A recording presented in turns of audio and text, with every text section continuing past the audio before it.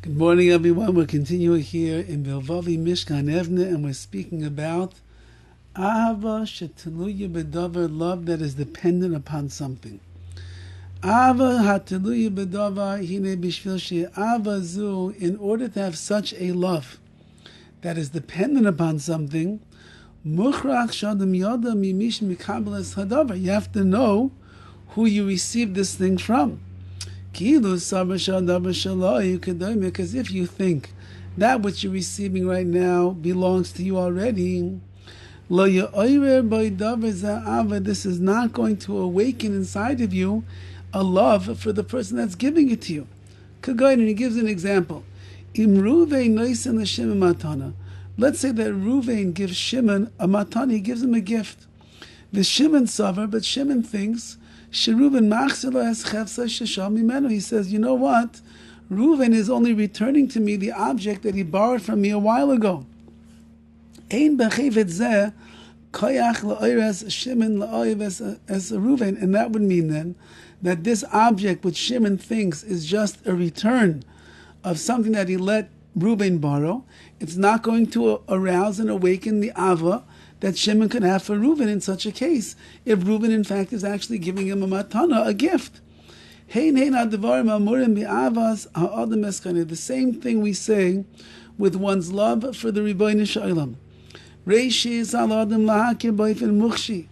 First, a person must recognize in a very tangible way the toivos, the wonderful benefits and the gifts and the good things that HaKadosh Baruch Hu gives to him.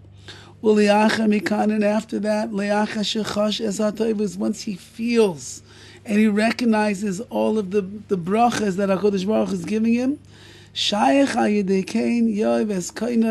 then it's possible to love his Creator, Hashem, a love that is dependent on things.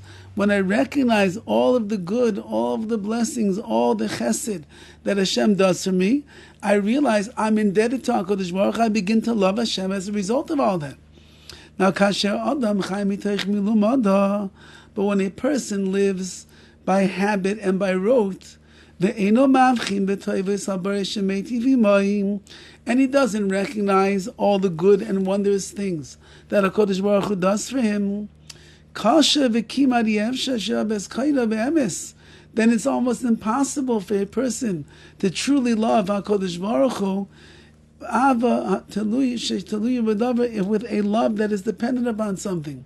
If you are so conditioned just to live your life the way that you are, and you take every breath of life for granted, and you take the money in your wallet for granted, and you take that you can walk for granted, and the beautiful blue skies for granted, and family and children and parents and brothers and siblings and the like, you take everything for granted, so then you don't recognize all the chesed that HaKadosh Baruch Hu is doing with you in your life, and therefore you will be numb to the toivos, to the goodness that Hashem has done, and you will just live your life without recognizing it's all from Hashem, and therefore you will not love Him.